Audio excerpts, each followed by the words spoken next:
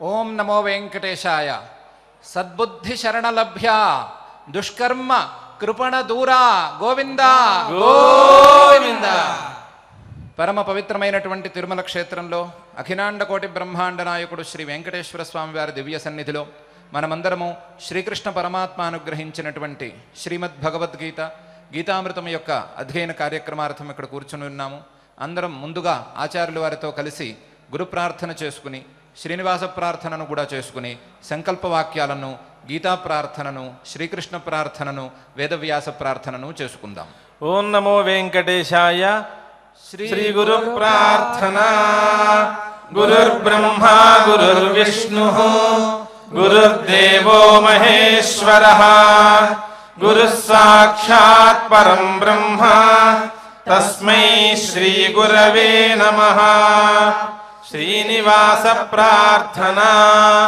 కుమారాకల్పసేవ్యాయ వజ్రిదృగ్విషయాయ చ సువచ్చలాసుతన్యస్త సేనాపత్యభరాయ చ.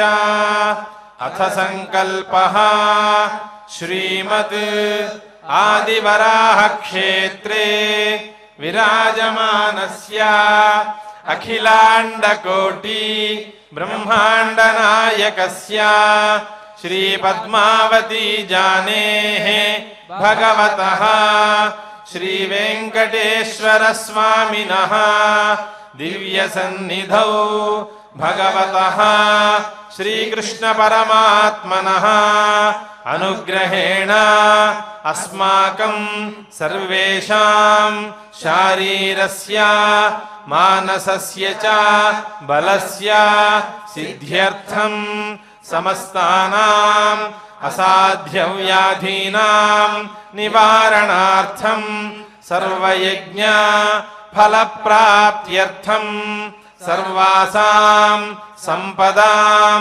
ప్రాప్త్యర్థం విద్యార్థినాం బుద్ధిశక్తి వృద్ధి ద్వారా పరీక్షాసు ఉత్తీర్ణత సిద్ధ్యర్థం అధికారిణాం స్వస్వవిధి నిర్వహణ కౌశల సిద్ధ్యర్థం సమస్త పాపక్షయార్థం శ్రీ పరమేశ్వర ప్రీత్యర్థం యథాశక్తి శ్రీమద్ భగవద్గీతాయాః ద్వితీయాధ్యాయాంతర్గత శ్లోకపారాయణం కరిష్యామహే. శ్రీగీతా ప్రార్థనా. సర్వోపనిషదో గావో దోగ్ధా గోపాలనందనః పార్థో వత్సః సుధీర్భోక్తా దుగ్ధం గీతామృతం మహత్. శ్రీకృష్ణ ప్రార్థనా. అతసీ పుష్ప సంకాశం హారనూపురశోభితం రత్నకంకణ కేయూరం కృష్ణం వందే జగద్గురుం. శ్రీవేదవ్యాస ప్రార్థనా. వ్యాసం వసిష్ఠనప్తారం శక్తేః పౌత్రమకల్మషం పరాశరాత్మజం వందే శుకతాతం తపోనిధిం. శ్రీ గురుభ్యో నమః. పరమాత్మ మనందరికీ అత్యుత్తమమైనటువంటి ఫలితం ఒకటి ఉంది. అది బ్రహ్మానందాన్ని పొందటమే, పరమాత్మతత్వాన్ని చేరుకోవటమే, ఆత్మతత్వాన్ని తెలుసుకోవటమే అని ఒక విషయాన్ని చెప్పి, దానికోసం ఏ విధమైన కోరికలు లేకుండా, ఏ విధమైనటువంటి ఫలితాపేక్ష లేకుండా, ఫలాపేక్ష లేకుండా శ్రద్ధగా సత్కర్మలను చేయాలి. ఆ సత్కర్మలను చేసేటప్పుడు నేను కర్తను అనే భావాన్ని కూడా విడిచిపెట్టాలి అనే విషయాన్ని క్రమంగా వివరించుకుంటూ వస్తున్నాడు. విశేషించి కర్మణ్యేవాధికారస్తే మా ఫలేషు కదాచన మా కర్మఫలహేతుర్భూః మాతే సంగోస్త్వకర్మణి అనే శ్లోకంలో కేవలం సత్కర్మలను చేయటమే నీ వంతు, ఫలితం మీద బాధ్యత నీకు లేదు, ఫలితం మీద అపేక్షతో నువ్వు సత్కర్మలను చేయరాదు, సత్కర్మలను చేయకుండా నీ కర్తవ్యాన్ని నువ్వు నిర్వహించకుండా కేవలం సోమరిపోతుగా కూడా కూర్చోవడానికి వీలు లేదు అనే ఉపదేశాన్ని స్థూలంగా చేసి ఆ ఉపదేశంలో ఉండేటువంటి విశేషాలన్నిటినీ యోగస్థః కురు కర్మాణి సంగం త్యక్త్వా ధనంజయ సిద్ధ్యసిద్ధ్యో సమోభూత్వా సమత్వం యోగ ఉచ్యతే అనే శ్లోకంలో ఆ విశేషాలన్నిటినీ వివరించాడు. కార్యసిద్ధిని, కార్యం సిద్ధించకపోవటాన్ని ఈ రెండిటినీ సమానంగా చూస్తూ అటువంటి సద్బుద్ధిని కలిగి ఉంటూ ఏ రకమైనటువంటి ఫలాపేక్ష లేకుండా, ఏ రకమైనటువంటి కర్మ సంగం లేకుండా సత్కర్మాచరణ చేయటమే మానవుడి యొక్క విధి అనే విషయాన్ని ఈ శ్లోకంలో వివరించాడు. అటువంటి సమతా భావన, సమత్వ బుద్ధి అనేదే యోగం అని ఒక నిర్వచనం కూడా పరమాత్మ మనకు చూపించాడు. ఇది చూపించిన తర్వాత అందరి మనసుల్లోనూ, అర్జునుడి మనసులోనూ ఒక సందేహం తలెత్తవచ్చు అని పరమాత్మే భావించాడు.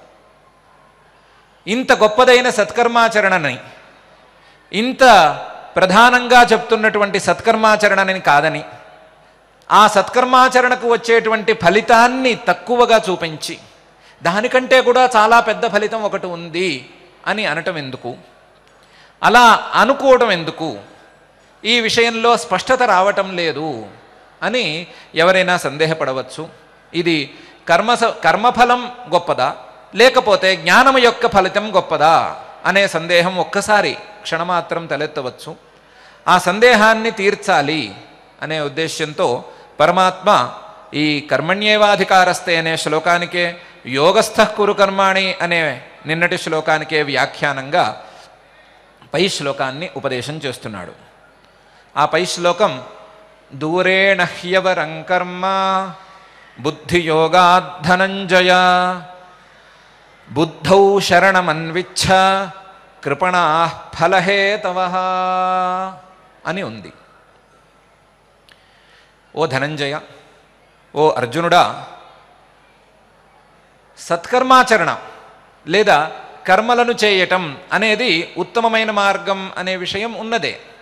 కానీ అది తత్వజ్ఞానం వలన వచ్చేటువంటి ఫలితం కంటే తక్కువది. తత్వజ్ఞానం వలన సర్వోత్తమమైన ఫలితం వస్తుంది అని చెప్తున్నాం కదా, అది సర్వోత్తమమైన ఫలితం కంటే ఈ సత్కర్మల వల్ల వచ్చేటువంటి చిన్న చిన్న ఫలితాలు చాలా తక్కువవి. ఎంత తక్కువవి? దూరేణ హ్యవరం కర్మ, అవరం తక్కువది కర్మ. ఎంత తక్కువది అంటే చాలా దూరంలో ఉన్నది. ఒక పర్వతానికి ఒక చిన్న అణువుకి ఉండేటువంటి దూరం ఉంది. పర్వతం లాంటి ఫలితాన్ని గురించి మనం మాట్లాడుకున్నాము. యావానర్థ ఉదపానే సర్వతః సంప్లుతోదకే తావాన్ సర్వేషు వేదేషు బ్రాహ్మణస్య విజానతః అనే శ్లోకంలో. అటువంటి సర్వోత్తమమైన ఫలితం కంటే ఈ సత్కర్మలను వచ్చేటువంటి చిన్న చిన్న సుఖాల తుంపరలు చాలా తక్కువవి. దూరేణ హ్యవరం కర్మ. మరి మనకి అలాంటి పర్వతం లాంటి ఫలితం ఎలా దక్కుతుంది అంటే బుద్ధియోగాత్ ధనంజయ.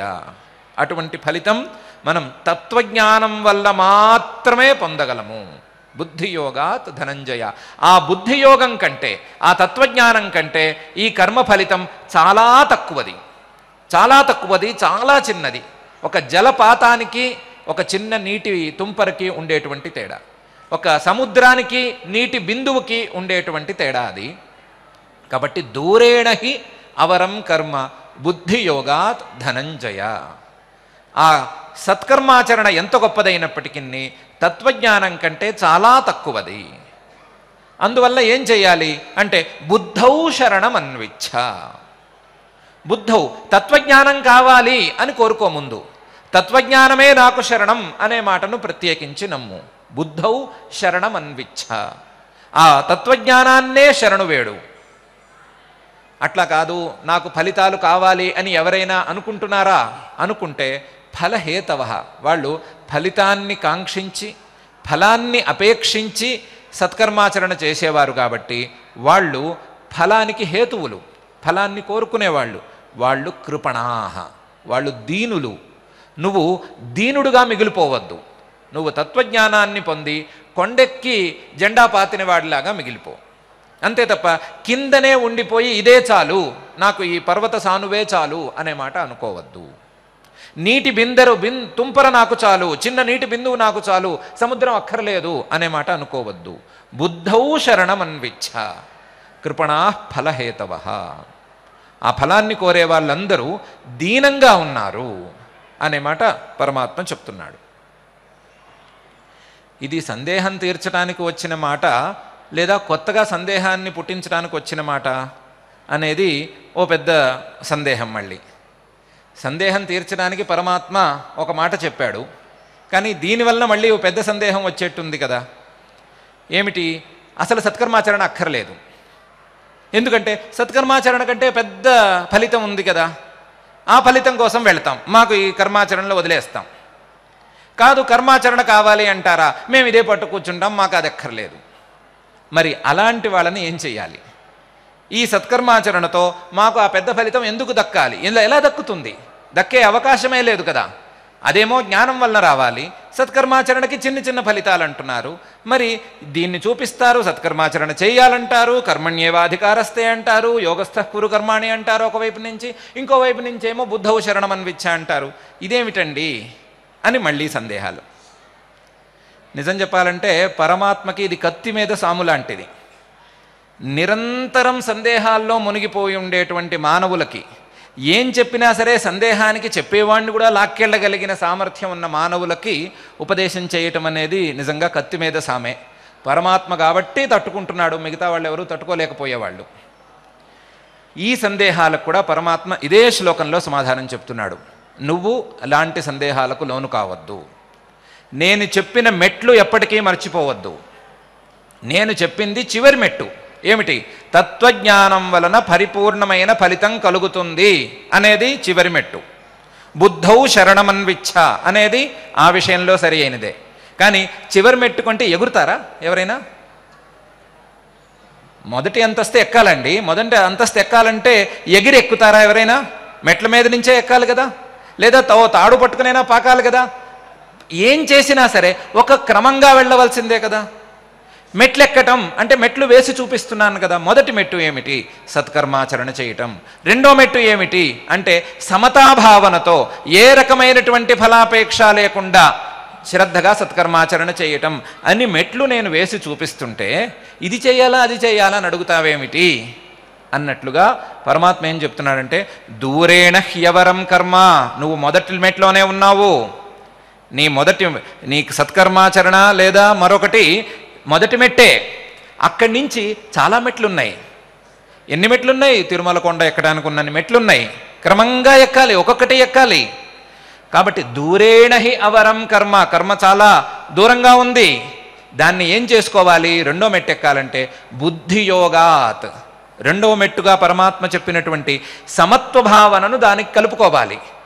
ఆ సమతాభావన కలుపుకున్నా సరే, ఆ సమత్వం సుఖ దుఃఖే సమయకృత్వ అనే శ్లోకంలో చెప్పుండొచ్చు, యోగస్థః కురు కర్మాణి అనే శ్లోకంలో చెప్పుండొచ్చు. ఒక సమత్వ భావనను చెప్పాడు కదా. ఆ సమత్వ భావనను కలుపుకున్నా అది ఆ ఫలితానికి దూరంగానే ఉంటుంది. నువ్వు మెట్లు మెట్లుగా క్రమంగా ఎక్కాలి తప్ప ఒకేసారి ఎగురుతానంటే లాభం లేదు. అది కావాలంటే అటు వెళ్ళిపోతాను, దూకేస్తాను అంటే లాభమే లేదు. ఒకవేళ ఎక్కటానికి ఎగురుతానంటే ఎవరినైనా ఒప్పుకుంటాము, పైనుంచి దిగటానికి దూకుతానంటే ఏం చేస్తాం? ఒప్పుకోము. కాబట్టి దూరేణహి అవరం కర్మ బుద్ధియోగాత్ ధనంజయ. అందువల్ల నేనేం చేయాలి ఇప్పుడు అని నువ్వు అడిగితే బుద్ధౌ శరణమన్విచ్ఛ. నువ్వు మొదలు జాగ్రత్తగా సమతాభావనతో నీ యొక్క కర్తవ్యాన్ని చేసుకో. ఫలాపేక్ష లేకుండా కర్తవ్యాలను చేసుకోవటం అలవాటు చేసుకో. ఏ రకమైన కర్తృత్వ భావన, నేనే చేస్తున్నాను, నేనే కర్తని అనే భావన లేకుండా కర్తవ్యాలను నిర్వహించడం అలవాటు చేసుకో. అలవాటు చేసుకుంటే నీ యొక్క మెట్లు క్రమంగా పోతూ ఉంటాయి. నీ వ్యావహారిక జీవితం, నీ లౌకిక జీవితం పరిపూర్ణంగా నిలుస్తుంది. లౌకిక జీవితంలో కూడా నువ్వు చాలా అభివృద్ధిలోకి ఉంటావు. అదే సమయంలో ఈ మెట్లు కూడా నీకు క్రమంగా అందుతూ వస్తాయి. బుద్ధౌ శరణమన్విచ్ఛ కృపణా ఫలహేతవ. ఎట్టి పరిస్థితుల్లోనూ ఏ దశలోనూ నువ్వు చేస్తున్నటువంటి సత్కర్మాచరణకు ఫలితం కావాలి, ఫలితం రావాలి, వెంటనే వచ్చేయాలి అనే కోరికను మాత్రం నువ్వు ఉంచుకోవద్దు. ఎందుకంటే అది ఒక దైన్యం. కోరుకోవటం అనేది ఒక దైన్యం. ఎంత దైన్యం అంటే చాలా పెద్ద దైన్యం. ఎంత పెద్ద దైన్యం, చాలా పెద్ద దైన్యం. కృపణా ఫలహేతవ, ఒకళ్ళు కాదు ఇద్దరు కాదు, ఫలితం కోరుకునేటువంటి ప్రతి మనిషి ప్రతి జీవి కేవలం దైన్యంతోనే కోరుకుంటున్నాడు అని పరమాత్మ విస్పష్టంగా చెప్తున్నాడు. కృపణా ఫలహేతవ, ఫలితాన్ని ఆశించకూడదు సత్కర్మాచరణకి అనే విషయాన్ని చెప్తున్నాడు. ఇదే శ్లోకాన్ని మనం లౌకిక జీవితానికి కూడా జాగ్రత్తగా ఒక చుక్కానిలాగా ఒక ఆచరణ సూత్రంలాగా మనం వాడుకోవచ్చా అంటే తప్పకుండా వాడుకోవచ్చు. ఏం చెప్తున్నాడు?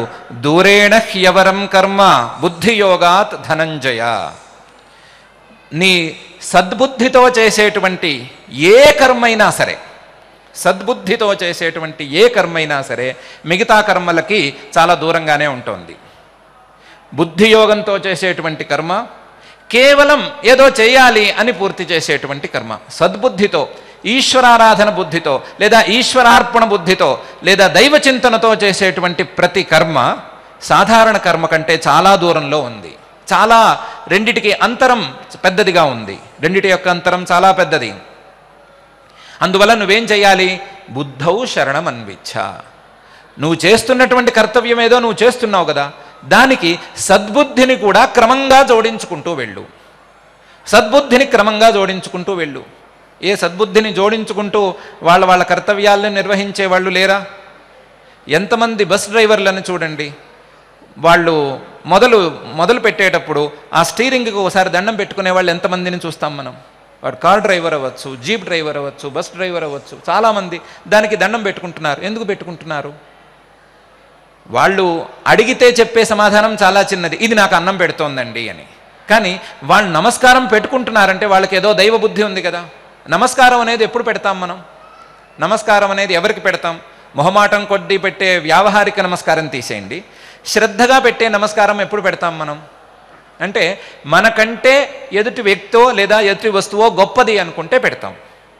కాబట్టి ఆ వ్యక్తి తనకంటే ఆ స్టీరింగ్ గొప్పది అనే అనుకునే దండం పెట్టుకుంటున్నాడు అంటే ఆ వ్యక్తి దాంట్లో కాస్త దైవ బుద్ధి ఉంచుకున్నాడు, ఈశ్వర బుద్ధి ఉంది. ఆ ఈశ్వర బుద్ధితోనే పనిచేస్తున్నాడు. చాలామంది బస్ డ్రైవర్లను నేను కూడా చూశాను, ఆ బోనెట్ మీద కాళ్ళు పెట్టనిచ్చేవాళ్ళు కాదు. తీసేయండి అంటారు చాలామంది. ఎందుకు తీయమంటారు అంటే అందులో ఉండేది ఇంజిను, బస్సు నడిపించేది అది దేవుడు, దాని మీద కాళ్ళు పెట్టరాదు. కాళ్ళు పెట్టకుండా బస్సులో ప్రయాణించడం అసంభవం, కానీ ఆ బస్సులో ఉండేటువంటి ప్రధానమైన ఇంజిన్ మీద కాళ్ళు పెట్టరాదు. ఎవరు చెప్పారు ఇది? అంటే ఆ వ్యక్తి యొక్క జన్మ సంస్కారం, ఆ వ్యక్తి యొక్క ఉపదేశ బలం వీటిని తీసుకొచ్చింది. ఎవరు చెప్పారు, తల్లిదండ్రులు చెప్పారో, వాళ్ళ గురువులు చెప్పారో, ఎవరో చెప్పారు. కానీ ఈశ్వరారాధన బుద్ధితో చేస్తున్నాడా లేదా? చేస్తున్నాడు. ఇలా ఎన్ని రంగాల్లో ఎంతమంది మొదలు ఆ వస్తువుని దేవుడిగా భావించి, వస్తువుని ఈశ్వరుడుగా భావించి, వస్తువుని పరమాత్మగా భావించి తమ కార్యాలను చేసుకుంటున్నారు. కాబట్టి ఈశ్వరార్పణ బుద్ధి, ఈశ్వర బుద్ధి అనేది ఉండనే ఉంది. ప్రతి వస్తువుల్లోనూ దైవచింతన చేయగలిగినటువంటి సామర్థ్యం, చేసేటువంటి అలవాటు కొద్దిగానైనా మనలో ఉంది. విశేషించి మన భారతీయులలో ఉంది, అది కాస్తగా ఉంది. దాన్ని పెంచుకోమంటున్నాడు. బుద్ధౌ శరణమన్విచ్ఛ కృపణా ఫలహేతవ.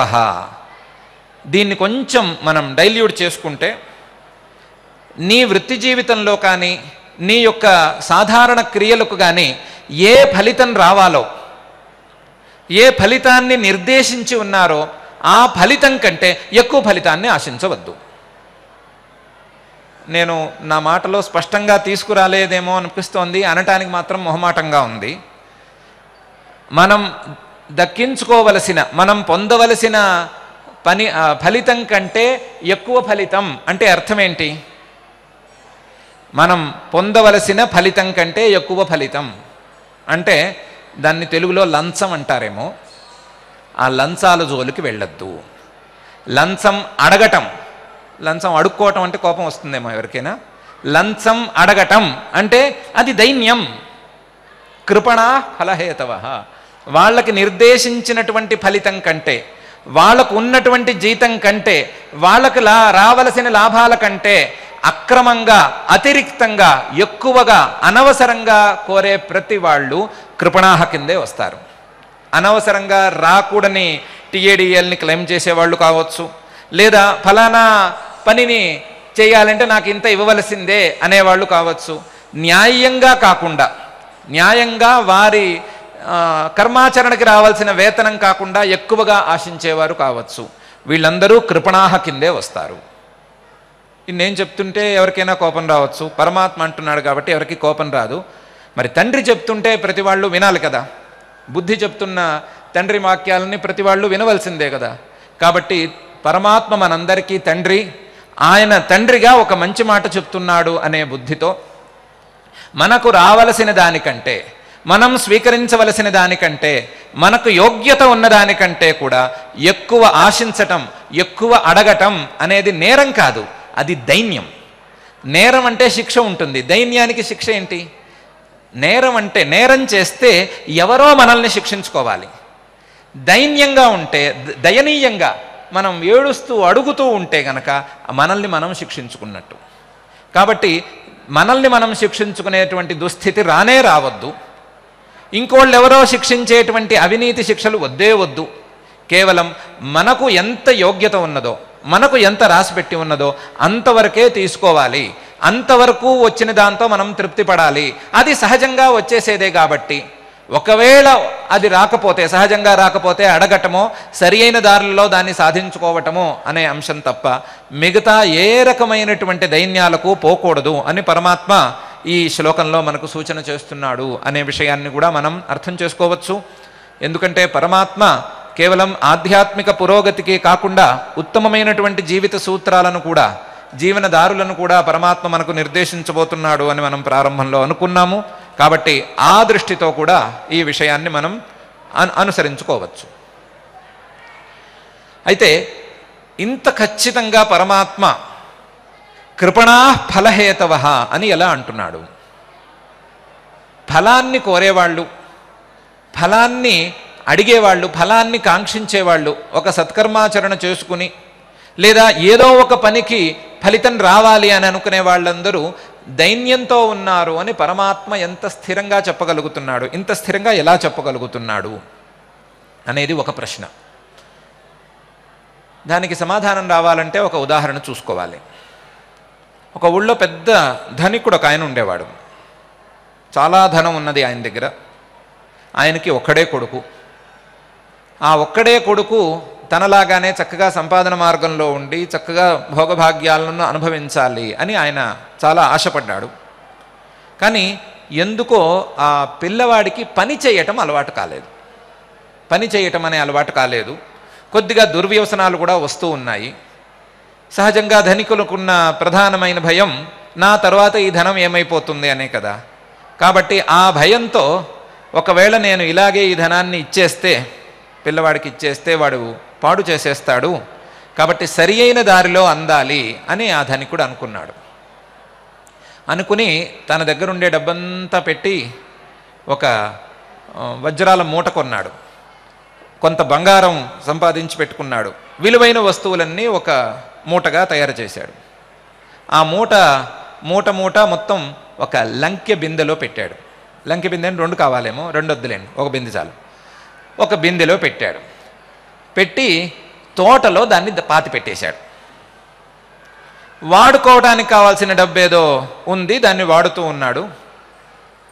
ఒకరోజు వెళ్ళే ముందు చెప్పిపోదాంలే అనుకున్నాడు. ఏదో ఒకరోజు చెప్పిపోదాము, ఏం చేస్తాము అని అనుకున్నాడు. కానీ చెప్పిపోయేంత వరకు ఆగే రోజా అది. ఆ రోజు ఏదో ఈయనకే తెలియకుండా వచ్చేసింది, పని అయిపోయింది. పిల్లవాడికి ఎవరు చెప్పలేదు, అది ఎక్కడుందో తెలియదు, ఒంట్లో డబ్బులు లేవు, అన్నీ చూస్తే అప్పులు, ఇల్లు తాకట్టు అన్నీ అలా విచిత్రంగా కనిపించినాయి. సరే పిల్లవాడు వ్యవహారంలోకి వచ్చాడు. వచ్చి చూస్తే రూపాయి లేదు ఇంట్లో, ఖర్చు పెట్టుకోవడానికి లేదు, చివరికి తినడానికి కూడా లేదు. ఏం చెయ్యాలి అని ఆలోచించాడు. పిల్లవాడి రెండో స్వభావంలో మొదటి స్వభావం ఏమనుకున్నాము? పని చేసే స్వభావం లేదు అనుకున్నాం. కాబట్టి ఏం చెయ్యాలి అనే ప్రశ్నకి సమాధానమే లేదు. రెండో ప్రశ్న ఎలా తినాలి అనేది ప్రశ్న. ఆ ప్రశ్నకి సమాధానం ఏమొచ్చింది అంటే బిచ్చం ఎత్తుకుని తినాలి అని వచ్చింది. సరే బాగానే ఉంది, పని చేయటం కంటే బిచ్చం ఎత్తుకోవటం హాయి కదా అని అనుకున్నాడు. అనుకుని బిచ్చం ఎత్తుకోవటం ప్రారంభించాడు. అందరి దగ్గరికి బిచ్చం ఎత్తుకోవడం మొదలుపెట్టాడు. బిచ్చం ఎత్తుకుంటున్నాడు. తెలిసిన వాళ్లే, ఊళ్ళో వాళ్లే, వాళ్ళందరూ వీళ్ళ తండ్రి గారి ద్వారా లాభాలు పొందిన వాళ్లే. కొంతమంది జాలి పడుతున్నారు, కొంతమంది గేలి చేస్తున్నారు, కొంతమంది ఇంకో రకంగా చూస్తున్నారు, కొంతమంది ఏమో ఏం ఒళ్ళు బలంగానే ఉంది కదా, పని చేసుకోలేవా అని అంటున్నారు. దేనికి ఆయన సమాధానం చెప్పట్లేదు, బిచ్చం ఎత్తుకుంటున్నాడు. ఒకరోజు వాళ్ళ తండ్రి గారి స్నేహితుడింటికి బిచ్చం ఎత్తుకోవడానికి వెళ్ళాడు. ఆ స్నేహితుడు అన్నాడు, ఎందుకరయ్యా, నువ్వు వయసులో ఉన్నవాడివి, బలం ఉంది, శారీరకమైన బలం ఉంది, పని చేసుకోవచ్చు, ఏ పని చేత కాకపోతే కాయ కష్టమైనా చేసుకోవచ్చు, కట్టెలైనా కొట్టుకోవచ్చు, అడుక్కోవాల్సిన దుస్థితి నీకేముంది, ఎందుకు ఇలా అడుక్కుంటున్నావు అని అడిగాడు. అడిగితే వాడన్నాడు, పని చేయటం అంటే ఏమిటండి, కాయ కష్టం అంటే ఏమిటండి, కట్టెలు ఎలా కొడతారండి, నాకేం తెలియదు కదా అన్నాడు. సరే, లోపల స్నేహితుడు, తండ్రి గారి స్నేహితుడు అన్నాడు, అవును రాబాయ్, ఒక విషయం గుర్తొస్తోంది, మీ నాన్న బతికి ఉండగా తన దగ్గర ఉండే డబ్బులన్నీ బంగారంగాను వజ్రాలుగాను మార్చేశాడు, మార్చి ఒక బిందెలో పెట్టాడు, ఆ బిందె తోటలో దాచిపెట్టాట, ఎక్కడో పాతేశాడు, నువ్వు అది గనక తీసుకుంటే ఈ అడుక్కునే దుస్థితి నీకు పోతుంది అన్నాడు. వెంటనే ఏమడుగుతాడు, ఎక్కడుందో చెప్పండి అని అడిగాడు. ఎక్కడ పాతాడు నాకెక్కడ చెప్పాడు, తోటలో పాతుతాను అని చెప్పాడు, అంతవరకే నా దగ్గర ఉన్న ఇన్ఫర్మేషను, కాబట్టి నువ్వు వెళ్ళి తోటకెళ్ళి వెతుక్కో అన్నాడు. పై ప్రశ్న ఏంటో మీకు తెలిసిందే కదా, ఎలా వెతకాలండి అని అడిగాడు. అడిగితే సరే ఒక పని చెయ్యి, ఒక పలుగు పారా తీసుకో, నీ ద్రాక్ష చెట్లు వరుసగా ఉంటాయి, వరుసగా క్రమంగా తవ్వుకుంటూ వెళ్ళు, కొద్ది కొద్దిగా తవ్వుకుంటూ వెళితే చిన్న చిన్న గుంటలు లాంటివి ఏర్పడతాయి. ఆ గుంటల్లో దేనికైనా టంగుమని తగిలితే ఆపేసాయి, తగలకపోతే గనక పై చెట్టు దగ్గర ఇలా క్రమంగా తవ్వుకుంటూ వెళ్ళు, గుండ్రంగా తవ్విన తర్వాత ఊరికే ఉంచొద్దు, కాస్త నీళ్లు పారేటట్టు చూడు, క్రమంగా ఇలా చేసుకుంటూ వెళితే నీకు ఏదో రోజున ఆ బంగారు బిందె దొరుకుతుందిరా అన్నాడు. పై ప్రశ్న ఏంటి, దొరక్కపోతే ఏం చెయ్యాలి, ఇంత పని చేశాను, దొరక్కపోతే ఏం చెయ్యాలి అంటే, దొరక్కపోతే ఏం చెయ్యాలి అని భయం అక్కర్లేదు, ఇంత పని చేశావు అంటే ద్రాక్ష మొక్కలకి పాదు చేశావని అర్థం, దానికి నీళ్లు పెట్టావంటే ద్రాక్ష పళ్ళు కాస్తాయి, కాసిన పళ్ళని అమ్ముకుంటే డబ్బులు వస్తాయి, ఈసారికి వెళ్ళిపోతుంది, మళ్ళీ పైసారి చెయ్యి, ఆ పైసారి అలా చేసుకుంటూ ఉండు, మళ్ళీ బిందె దొరికేంత వరకు ఈ పని చేస్తూ ఉండు, మొత్తం నీకు 3 లాభాలు వస్తాయిరా దీనివలన. ఒకటి, ఏసారికి ఆసారి ద్రాక్ష పంటైనా వస్తుంది, దొరికితే ఆ బిందె దొరుకుతుంది, అది కూడా దొరక్కపోతే నీకు కనీసం పని చేసే అలవాటైనా అబ్బుతుంది, ఈ 3 ఏదో ఒకటి వస్తుంది, కాబట్టి ఇలా చెయ్యి అన్నాడు. ఏ కళనున్నాడో పాపం ఆ పిల్లవాడు ఒప్పుకుని చేయటం ప్రారంభించాడు. నన్ను 2 ప్రశ్నలు మాత్రం అడగండి. ఒకటి, వాడికి బిందె దొరికిందా, రెండోది ఆ లొకేషన్ ఏంటి మాకు పెట్టండి లొకేషన్, ఈ 2 అడగండి. పోనీ ఒకవేళ ఆ బిందె లొకేషన్ కావాలంటే ఒక లొకేషన్ చెప్తాను, ఆ బిందె లొకేషన్ మన శరీరం. ఈ శరీరంలో కనుక మనం సత్కర్మాచరణ చేసుకుంటే, తవ్వుకుంటూ పోతే, జాగ్రత్తగా మనసులో ఉండేటువంటి మలినాలను తొలగించుకుంటూ పోతే, సత్కర్మాచరణ ద్వారా మన మనస్సును శుభ్రం చేసుకుంటూ పోతే, మన మనస్సు అనేటువంటి పాదులో దాచిపెట్టి లేదా పూర్తిగా కనిపించకుండా పోయినటువంటి ఆ బంగారు లంకె బిందెలు తప్పకుండా దొరుకుతాయి. మనం ముందే అనుకున్నాం, పాంచజన్యం హృషికేశ అనే శ్లోకంలో, మన మనస్సు, ఆ మనస్సులో చాలా విలువైనటువంటి వస్తువులు ఉన్నాయి, ఆ వస్తువులన్నీ కూడా చీకటిలో ఉన్నాయి, ఏవి మనకు దొరకటం లేదు. అక్కడ భూమిలో పాతి పెట్టినట్లుగా ఇక్కడ చీకటిలో పాతి పెట్టబడి ఉన్నాయి, ఏవి మనకి తెలియవు, కానీ పరమాత్మ కాపలాగా జాగ్రత్తగా ఉన్నాడు, మిణుకుమనేటువంటి జ్యోతితో అలాగే ఉన్నాడు.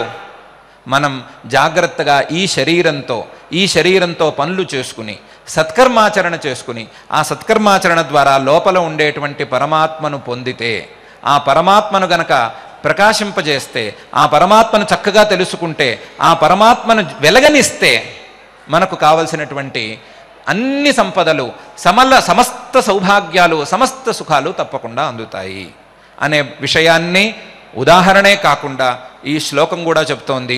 బుద్ధౌ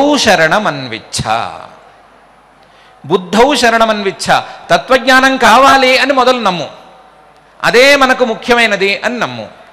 కృపణా ఫలహేతవ, ఫలం కోసం ఏ రకమైన సత్కర్మాచరణ చేయవద్దు. ఫలాపేక్ష లేకుండా చేస్తే అది నీకు ఆ బిందెని సంపాదించుకోవడానికి ఉపయోగపడుతుంది, మనస్సును శుభ్రపరచుకోవడానికి ఉపయోగపడుతుంది, మనస్సు లోపల దాగి ఉండేటువంటి పరమాత్మను తెలుసుకోవడానికి ఉపయోగపడుతుంది. దీన్ని ఇలా సక్రమంగా వాడుకో అని మనకు పరమాత్మ ఉపదేశం చేస్తున్నాడు. ఈ ఉపదేశాన్ని మనమందరం శ్రద్ధగా పాటిద్దాం.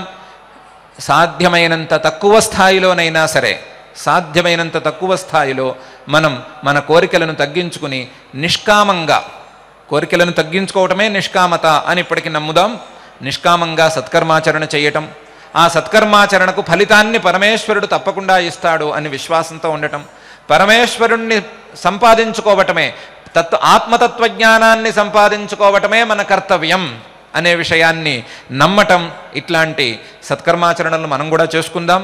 చేసుకుని మనం శ్రద్ధగా పారాయణ కార్యక్రమాన్ని ప్రారంభించుకుందాం. వరాహ పురాణ అంతర్గతంగా శేషాచల మహాత్మ్యాన్ని మనం ప్రారంభించుకున్నాం. శౌనకాది మహర్షులు సూతుల వారిని క్షేత్ర మహాత్మ్యాన్ని గురించి ప్రశ్నించారు. వాళ్ళ ప్రశ్న మనం చెప్పుకున్నాం. విష్ణువుకి ఎక్కడ మిక్కిలి ప్రీతి ఉంటుందో, సర్వకామములు ఎక్కడ సిద్ధిస్తాయో అటువంటి క్షేత్రాన్ని మాకు చెప్పు అని వాళ్ళు ప్రార్థన చేస్తే, ఇతి పృష్టస్తదా సూత తపోధ్యాన సమాధిమాన్ ముహూర్తమాత్రం ధ్యాత్వా ప్రోవాచ మునిసత్తమానని వాళ్ళు అడిగిన తర్వాత ఒక ముహూర్తకాలం అంటే ఒక క్షణకాలం మాత్రము ఆ సూత మహర్షి ధ్యానంలో ఉండి అనంతరం ఆయన వాళ్ళకి సమాధానం చెప్పడం మొదలుపెట్టారు. ఆయనకి తపోధ్యాన సమాధిమాన్ అని ఒక విశేషణం. అంటే తపస్సు అంటే తపోహిస్వాధ్యాయ, వేదాధ్యయనము నిరంతరము వేదాధ్యయనం చేయడము తపస్సు, వేదకర్మాచరణ చేయడమే తపస్సు. అలా సకామముగా కాకుండా నిష్కామనయ సర్వకర్మలను ఆచరించేటటువంటి ఋషి పొంగువుడైన. అలాగే సమాధి అంటే ఆత్మస్వరూపాన్ని మనస్సులో నిరంతరము స్థాపన చేసుకోవడం, దాని యందు ఏకాగ్ర బుద్ధితోటి పరమాత్మని మనస్సులో నిలుపుకోవడం మాట. అంటే ఏ సమయమునందు వాళ్ళకి చలనం ఉండదు ఆ ఆత్మజ్ఞానంలో. అటువంటిది సమాధి అంటే.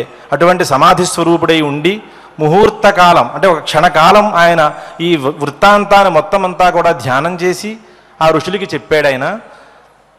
అహోపృష్టం అపూర్వంచ కౌతుకం భవతామహో మమాపి వాంఛా మహతి వక్తుం తత్ వక్తుమిచ్చామి వహ. మీరు అడిగినటువంటి ప్రశ్న ఎంతో కుతూహలంతో ఎంతో అభిలాషతో కూడి ఒక అపూర్వమైన విషయాన్ని మీరు నన్ను ప్రశ్నించారు. దానికి ఆ ప్రశ్నకి సమాధానం చెప్పాలనేటటువంటి కోరిక నాకు కూడా చాలా అధికంగా ఉన్నది. కాబట్టి అది నేను చెప్పడం ప్రారంభిస్తున్నాను, సావధానంగా వినండి హే మునులారా అని సంబోధన చేసి, క్రీడారసేషు ఆసక్తస్య క్రీడా సమన్వితం, క్రీడా వాటి యందు ఆసక్తుడైనటువంటి వాడు మహావిష్ణువు. అన్నీ క్రీడే అంటే సృష్టించడము క్రీడే, సృష్టించినటువంటి జగత్తుని అట్టే పెట్టడము క్రీడే, అట్టే పెట్టినటువంటి జగత్తుని లయము చేయడము క్రీడమే. అంటే సృష్టిస్థితి లయములన్నీ కూడా పరమాత్మకి క్రీడ. అలాగే ఈ క్షేత్రం అంటే శేషాచల క్షేత్రంలో పరమాత్మ ఉండాలనుకోవడం కూడా ఒక క్రీడ.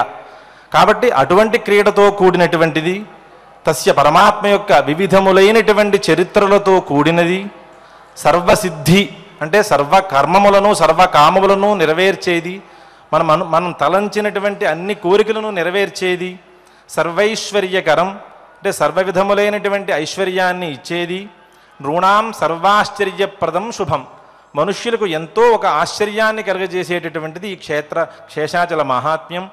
అలాగే సర్వైశ్వర్యకరం నృణాం సర్వాశ్చర్యప్రదం శుభం పుణ్యం అంటే కేవల ధ్యానమాత్రం చేత పరమాత్మని ఒక్కసారి ఈ శేషాచలాన్ని మనం స్మరించిన మాత్రం చేత పుణ్యప్రదమది. అలాగే ఇక్కడ కాలు మోపినంత మాత్రం చేతే ఎంతో పవిత్రము, మనిషి శుద్ధుడవుతాడు. ఆయుష్యం అంటే అపమృత్యు నివారకమని చెప్పాలి. ఆయుర్వృద్ధి జరుగుతుంది అంటే అనేక అపమృత్యువులు కూడా ఇక్కడ తొలగిపోతాయి ఈ శేషాచలంలో అడుగు పెట్టడం చేత మాత్రమే. సర్వమంగళకారకం వారాహకల్ప వృత్తాంతం శేషాచల సమాశ్రయం. ఇటువంటి ఈ శేషాచల వృత్తాంతం ఏదైతే ఉన్నదో అది ఈ శేషాచలాన్ని ఆశ్రయించుకునే జరిగినది. కాబట్టి ఈ వృత్తాంతాన్ని నేను మీకు అందరికీ వినిపిస్తున్నాను. ఋషులు హే మునులారా సావధానులై మీరు దీన్ని వినండి అని సూతుల వారు శౌనకాది మహర్షులకు చెప్పారు. ఇతఃపరం ఆ వృత్తాంతం ప్రారంభం అవ్వబోతుంది. అది రేపటి రోజు మనం ప్రారంభం చేసి చెప్పుకుందాం. ఇప్పుడు పారాయణం ప్రారంభం చేద్దాం. అథ శ్రీమత్ భగవద్గీతాసు ఉపనిషత్సు బ్రహ్మ విద్యాయాం యోగశాస్త్రే శ్రీకృష్ణార్జున సంవాదే సాంఖ్యయోగే ద్వితీయే అధ్యాయే అష్టావింశతి శ్లోకాః అథ చైనం నిత్యజాతం నిత్యం వా మన్యసే మృతం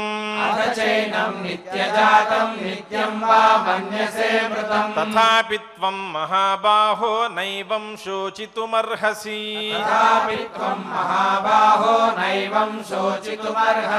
జాతస్య హి ధ్రువో మృత్యుః ధ్రువం జన్మ మృతస్య చ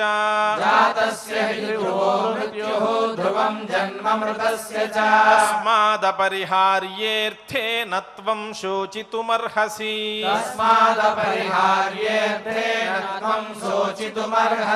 అవ్యక్తాదీని భూతాని వ్యక్తమధ్యాని భారత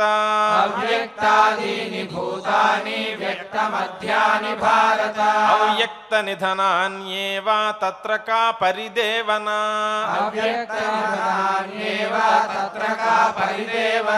ఆశ్చర్యవత్ పశ్యతి కశ్చిదేనమాశ్చర్యవద్వదతి తథైవ చాన్యః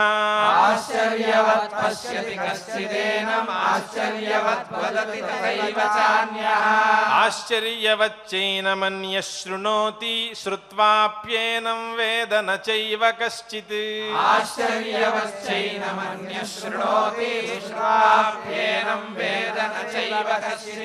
దేహీ నిత్యమవధ్యోయం దేహే సర్వస్య భారత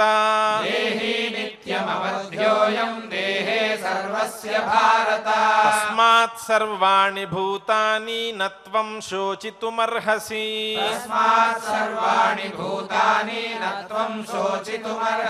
స్వధర్మమపి చావేక్ష్య న వికంపితుమర్హసి ధర్మ్యాద్ధి యుద్ధాత్ శ్రేయోన్యత్ క్షత్రియస్య న విద్యతే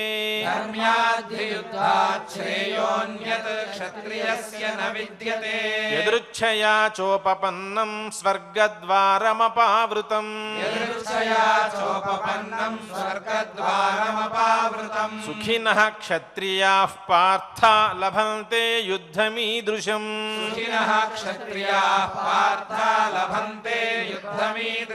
అథ చేత్వమిమం ధర్మ్యం సంగ్రామం న కరిష్యసి తతస్వధర్మం కీర్తిం చ హిత్వా పాపమవాప్స్యసి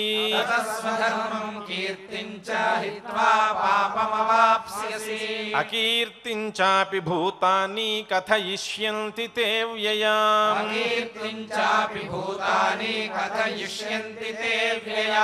సంభావితస్య చ కీర్తిః మరణాదతిరిచ్యతే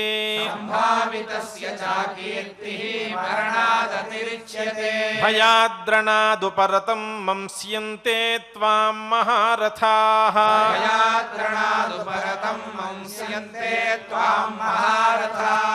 येषां च त्वं बहुमतो भूत्वा यास्यसि लाघवम्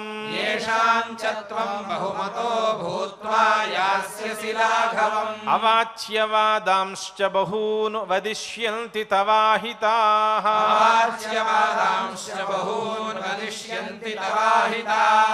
निन्दन्तस्तव सामर्थ्यं ततो दुःखतरं नु किम् हतो वा प्राप्स्यसि स्वर्गं जित्वा वा भोक्ष्यसे महीम्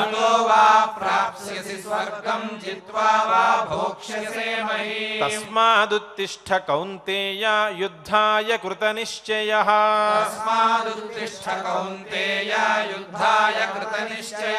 सुखदुःखे समे कृत्वा लाभालाभौ जयाजयौ समे कृत्वा लाभालाभौ जयाजयौ ततो युद्धाय युज्यस्व नैवं पापमवाप्स्यसि ततो युद्धाय युज्यस्व नैवं पापमवाप्स्यसि एषा ते विहिता सांख्ये बुद्धिर्योगे त्विमां शृणु एषा ते विहिता सांख्ये बुद्धिर्योगे त्विमां शृणु बुद्ध्या युक्तो यया पार्थ कर्मबन्धं प्रहास्यसि बुद्ध्या युक्तो यया पार्थ कर्मबन्धं प्रहास्यसि नेहाभिक्रमनाशोऽस्ति प्रत्यवायो न विद्यते नेहाभिक्रमनाशोऽस्ति प्रत्यवायो न विद्यते स्वल्पमप्यस्य धर्मस्य त्रायते महतो भयात् स्वल्पमप्यस्य धर्मस्य त्रायते महतो भयात् व्यवसायात्मिका बुद्धिः एकेह कुरु नन्दन व्यवसायात्मिका बुद्धिः एकेह कुरु नन्दन बहुशाखा ह्यनन्ताश्च बुद्धयो व्यवसायिनां बहुशाखा ह्यनन्ताश्च बुद्धयो व्यवसायिनां यामिमां पुष्पितां वाचं प्रवदन्त्यविपश्चितः यामिमां पुष्पितां वाचं प्रवदन्त्यविपश्चितः वेदवादरताः पार्थ नान्यदस्तीति वादिनः वेदवादरताः पार्थ नान्यदस्तीति वादिनः कामात्मानः स्वर्गपरा जन्म कर्म फलप्रदा कामात्मानः स्वर्गपरा जन्म कर्म फलप्रदा क्रिया विशेष बहुलां भोगैश्वर्यगतिं प्रति क्रिया विशेष बहुलां भोगैश्वर्यगतिं प्रति भोगैश्वर्य प्रसक्तानां तयापहृतचेतसां भोगैश्वर्य प्रसक्तानां तयापहृतचेतसां व्यवसायात्मिका बुद्धिः समाधौ न विधीयते व्यवसायात्मिका बुद्धिः समाधौ न विधीयते त्रैगुण्य विषया वेदा निस्त्रैगुण्यो भवार्जुन त्रैगुण्य विषया वेदा निस्त्रैगुण्यो भवार्जुन निर्द्वन्द्वो नित्यसत्त्वस्थो निर्योगक्षेम आत्मवान् निर्द्वन्द्वो नित्यसत्त्वस्थो निर्योगक्षेम आत्मवान् यावानर्थ उदपाने सर्वतः सम्प्लुतोदके यावानर्थ उदपाने सर्वतः सम्प्लुतोदके तावान् सर्वेषु वेदेषु ब्राह्मणस्य विजानतः तावान् सर्वेषु वेदेषु ब्राह्मणस्य विजानतः कर्मण्येवाधिकारस्ते मा फलेषु कदाचन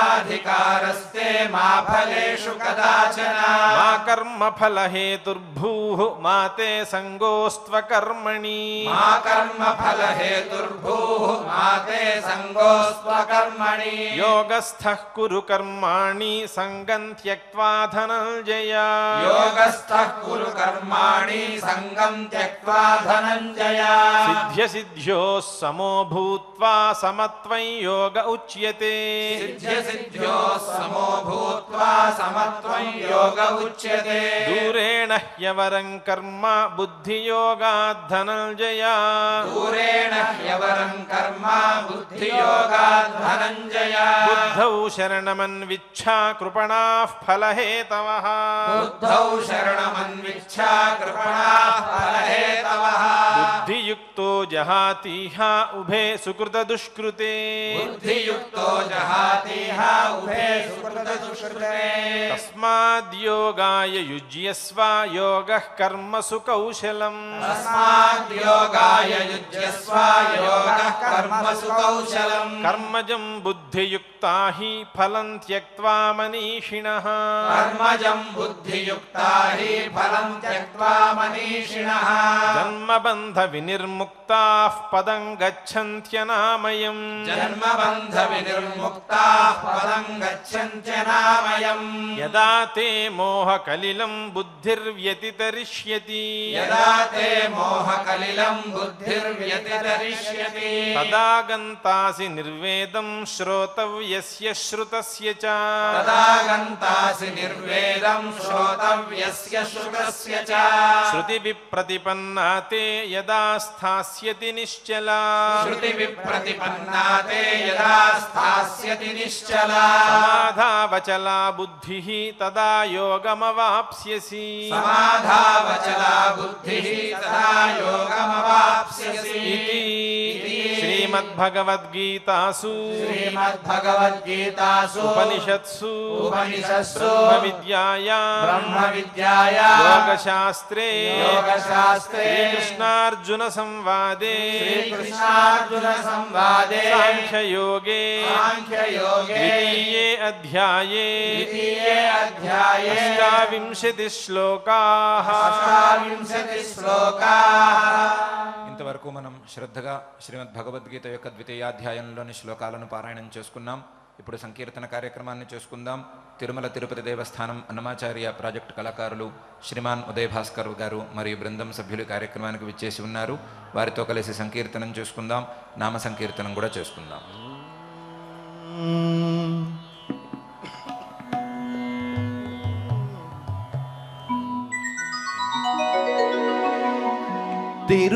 తిరుమలగిరిరాయ దేవరాహుత్తరాయ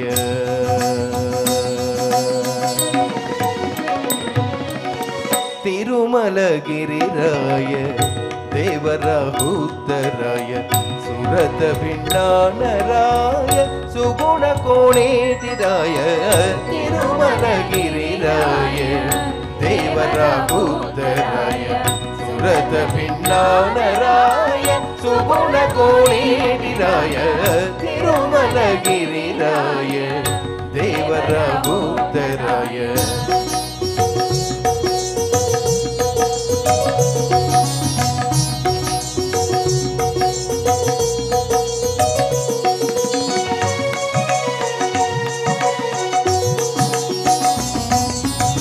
సిరుల సింగారరాయ చెలువపు తిమ్మరాయ సరుస వైభవరాయ సకల వినోదరాయ సిరుల సింగారరాయ చెలువపు తిమ్మరాయ సరుస వైభవరాయ సకల వినోదరాయ వరవసంతములరాయ వనితల విఠరాయ వరవసంతములరాయ వనితల విఠరాయ గురుతైన తేగరాయ కొండలకు నీటిరాయ వరవసంతములరాయ వనితల విఠరాయ గురుతైన తేగరాయ కొండలకు నీటిరాయ తిరుమలగిరిరాయ దేవరాహుత్తరాయ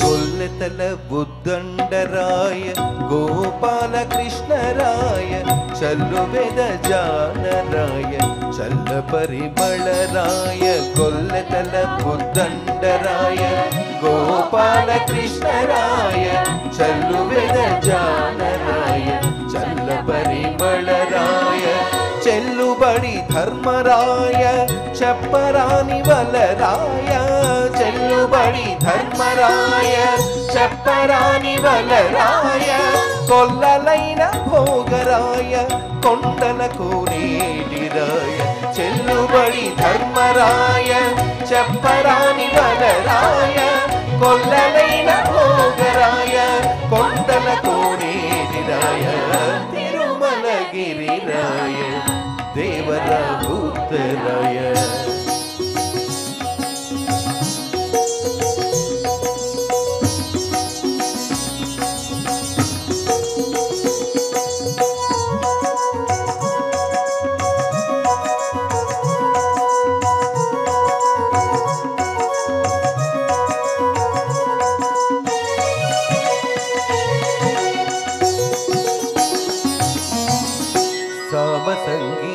శ్రీవేంకటేశాయ సర్వమోహనరాయ ధామ వైకుంఠరాయ దైత్య విభాడరాయ సామ సంగీతరాయ సర్వమోహనరాయ ధామ వైకుంఠరాయ దైత్య విభాడరాయ కామించి నిన్ను కోరితే కరుణించితివి నన్ను కామించి నిన్ను కోరితే కరుణించితివి నన్ను శ్రీమంతుడ నీకు జయ శ్రీ వెంకటరాయ కామించి నిన్ను కోరితే కరుణించితివి నన్ను శ్రీమంతుడ నీకు జయ శ్రీ వెంకటరాయ తిరుమలగిరిరాయ దేవరాహుతరాయ సురత భిన్నానరాయ సుగుణ కోరేటిరాయ తిరుమలగిరిరాయ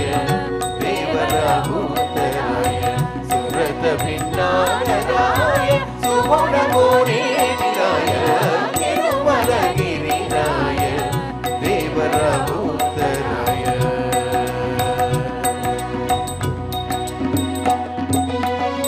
గోవిందరాయ గోపాలరాయ గోవిందరాయ గోపాలరాయ గోవిందరాయ గోపాలరాయ గోవిందరాయ గోపాలరాయ గోవిందరాయ గోపాలరాయ గోవిందరాయ గోపాలరాయ గోవిందరాయ గోపాలరాయ గోవిందరాయ గోపాలరాయ కృష్ణం వందే జగద్గురుం శ్రీకృష్ణం వందే జగద్గురుం కృష్ణం వందే జగద్గురుం శ్రీకృష్ణం వందే జగద్గురుం కృష్ణం వందే జగద్గురుం శ్రీకృష్ణం వందే జగద్గురుం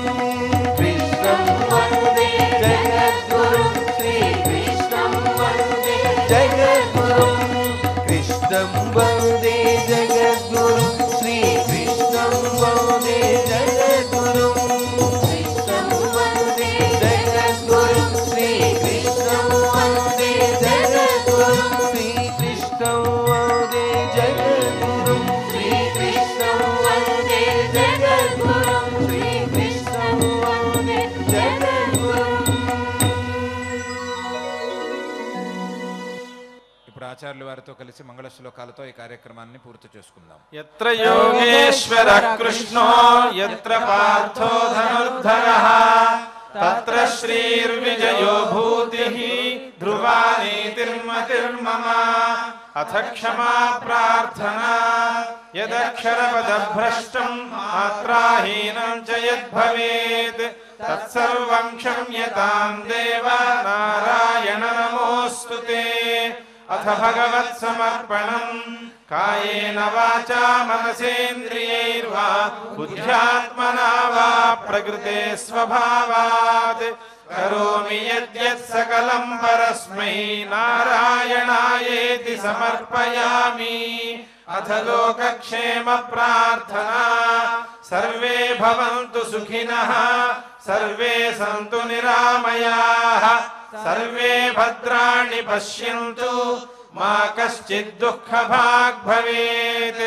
అథ మంగళం శ్రియః కాంతాయ కళ్యాణ నిధయే నిధయేర్థినాం శ్రీవేంకట నివాసాయ శ్రీనివాసాయ మంగళం. నమో వెంకటేశాయ. ఓం